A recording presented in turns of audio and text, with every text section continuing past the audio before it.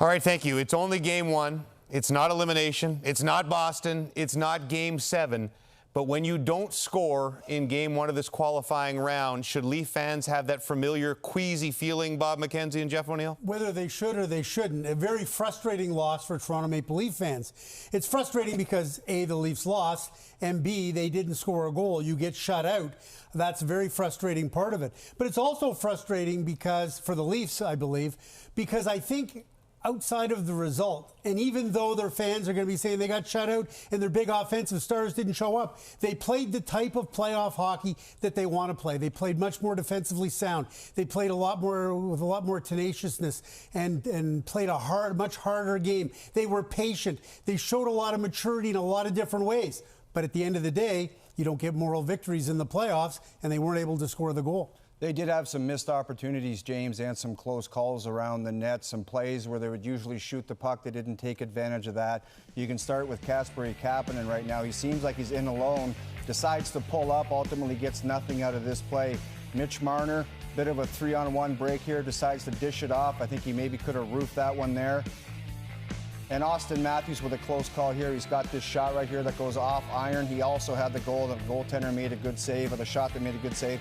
Freddie Anderson's got to have that puck. That's not inside the bar, 14 inches off the ice. That's through the goaltender, and that's playoff hockey. The Toronto Maple Leafs understand they did have to stay in the fight to create that one chance. The Columbus Blue Jackets capitalized on that goal. Freddie Anderson has to have it. It's also frustrating for Toronto Maple Leaf fans because Jonas Korpisalo was one shot better than Freddie Anderson was. And Korpisalo was fantastic. He posts the shutout. Anderson was fantastic too, except for the goal that won the hockey game for the Columbus Blue Jackets. But Korpisalo, a guy who was injured and came back and was anointed the #1 guy by John Tortorella, made all sorts of great saves, but none better than the one from Austin Matthews in the slot. And he just teed that one up from Nylander, and Korpisalo's glove came out and got it.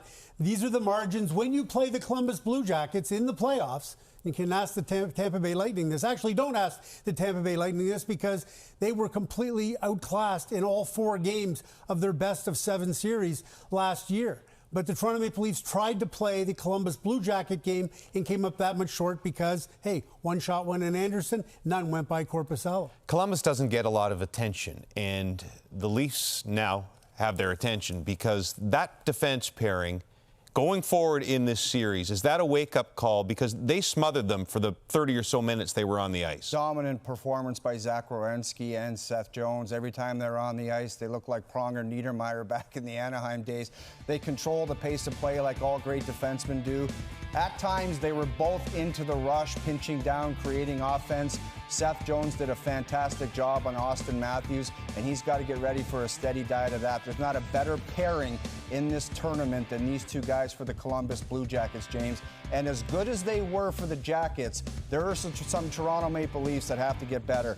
John Tavares, Mitch Marner, and William Nylander. We talked about the dominance for those two defensemen for Columbus. They've got a lot more to give if the Maple Leafs are going to get back into this series. You're bang on, Bob. Somewhere the Tampa Bay Lightning, actually it's not somewhere, they're in the very same bubble, are saying, see, because those were the exact Columbus Blue Jackets that smothered them in that first round sweep last year. Just a terrific performance in game 1.